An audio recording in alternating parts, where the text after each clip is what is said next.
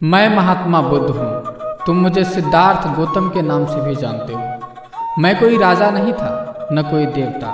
मैं बस एक साधारण मनुष्य था जिसने जीवन के अर्थ को खोजने का प्रयास किया।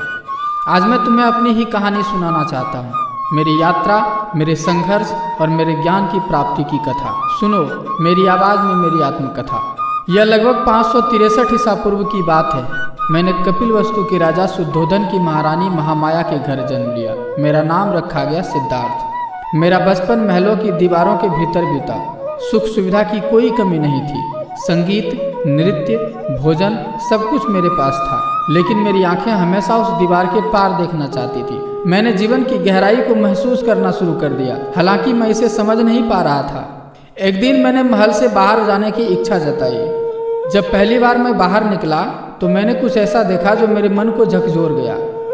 पहले मैंने एक वृद्ध को देखा, कमजोर, झुका हुआ, जीवन से थका हुआ। फिर मैंने एक बीमार व्यक्ति को देखा, दर्द से कराहता हुआ। तीसरा दृश्य और भी हृदय विदारक था, एक मृत शरीर जिसे लोग शोक के साथ ले जा रहे थे। और अंत में मैंने एक संत को देखा, वह शांत था, सुख दुख से परे। उसने मेरे मन में एक प्रश्न खड़ा कर दिया, क्या जीवन केवल जन्म और मृत्यु के बीच का संघर्ष है, या इससे परे भी कुछ है? मेरे मन में शांति नहीं थी। मैं जानता था मुझे उत्तर खोजने के लिए महल छोड़ना होगा। एक रात जब सब सो रहे थे, मैंने अपने नवजात पुत्र राहुल और पत्नी यशोधरा को सोता हुआ देखा। उनकी तरफ अंतिम बार देखा और महल के द्वार पार कर जंगल की ओर चला गया। मैंने वह सब कुछ छोड़ दिया जिसे मैं अपना कहता था। अब मेरा जीवन केवल सत्य की खोज था। मैंने कई साधुओं और तपस्वियों से सीखा, वर्षों तक तपस्या की, अपना शरीर कष्ट में डाला, लेकिन हर बार मेरे भीतर एक ही प्रश्न गूंजता, क्या यह सही मार्ग है? कठोर तप से शरीर कमजोर हो गया, पर मन को शांति नहीं मिली। तब मुझे एहसास हुआ कि न अधिक सुख न अधिक कष्ट, सत्य का मार्ग तो मध्य में है। यह मध्यम मार्ग ही मेरा नया पथ बना। बोध गया में एक पीपल के वृक्ष के नीचे मैं ध्यान करने बैठा। मैंने प्रण लिया, जब तक सत्य का बोध न हो मैं यहाँ से नहीं उठूंगा। दिन बीते, रातें बीती, और फिर एक रात सब स्पष्ट हो गया। मैंने संसार के दुख का कारण और उनका समाधान देखा। मैंने 4 आर्य सत्य और अष्टांगिक मार्ग की अनुभूति की।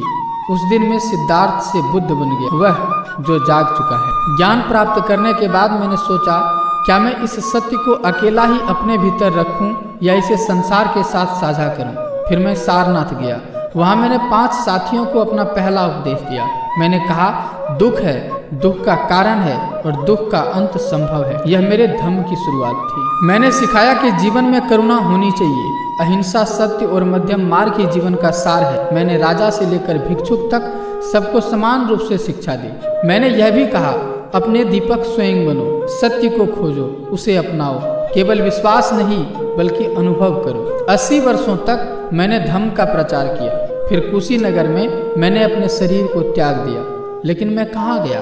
मैं तुम्हारे भीतर हूँ। जब भी तुम सत्य, करुणा और अहिंसा का पालन करते हो, मैं वही हूँ। मैं किसी मंदिर, मूर्ति या ग्रंथ में नहीं हूँ, मैं तुम्हारे कर्मों में हूँ। आज जब तुम मेरी कहानी सुन रहे हो तो याद रखना, सत्य केवल बाहर नहीं, तुम्हारे भीतर है। अपनी आत्मा को पहचानो, अपने दुखों का अंत स्वयं करो, और याद रखो, मैं केवल तुम्हारे मार्गदर्शक हूँ। पथ तुम्हें स्वयं चुनना होगा। यह जीवन तुम्हारा है, इसे सत्य और करुणा से भर दो। यही मेरा संदेश है, यही मेरी कहानी है। ध्यान, शांति और प्रेम को अपने जीवन में स्थान दो, यही मेरी शिक्षाओं का सार है। अगर आपको यह वीडियो पसंद आया हो तो लाइक करें, कमेंट करें और हॉप स्काई चैनल को सब्सक्राइब करें। इस कहानी को दूसरों तक पहुँचाएँ। जय बुद्ध।